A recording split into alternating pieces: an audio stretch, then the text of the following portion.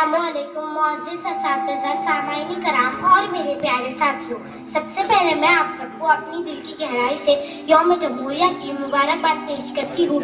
आप सब तो जानते हैं कि अंग्रेज तिजारत के लिए हिंदुस्तान आए थे, लेकिन धीरे धीरे तिजारत के नाम पर उन्होंने हमारे पॉलिटिक्स और पोलिटिकल इन्फ्लुएंस पर कब्जा कर हमारे हुक्मरानों को बेइख्तियार कर दिया और यहाँ के मालिक बनकर लाखों बेगुनाह मासूम हिंदुस्तानियों को कत्ल कर दिया।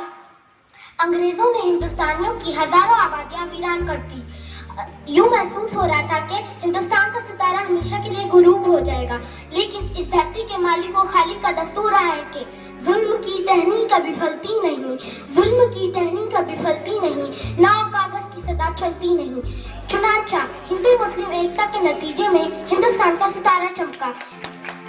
यूं महसूस हो टीपू सुल्तान, हजरत मौलाना रशीद अहमद गंगोही, महात्मा गांधी, शाह अब्दुल अजीज, जवाहरलाल नेहरू, डॉक्टर बाबा साहेब अम्बेडकर, इन जैसे हजारों लीडर्स की क़यादत में लाखों हिंदुस्तानियों ने अपनी जान कुर्बान की और बिल आखिर वो दिन आया कि हिंदुस्तानियों ने अंग्रेजों की ही ईंट से ईंट बजा दी और उनका इक़्तिदार रुफ़े गलत की तार मिटा दिया।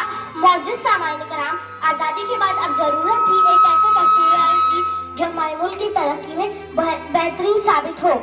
चुनांचा एक कमेटी तश्कील दी गई जिसके चेयरमैन डॉक्टर राजेंद्र प्रसाद थे और जिसकी सदारत डॉक्टर बाबा साहेब अम्बेडकर कर रहे थे।